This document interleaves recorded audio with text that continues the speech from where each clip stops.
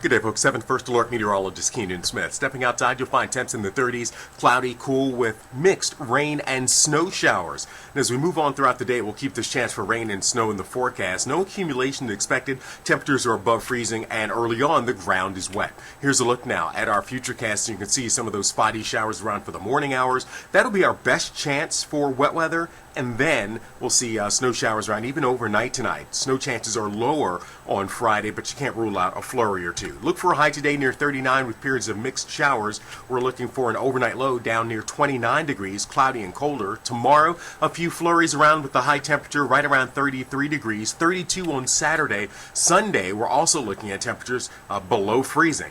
Sunday and Monday, we're back above freezing next Tuesday. I'm 7 First Alert Meteorologist Keenan Smith.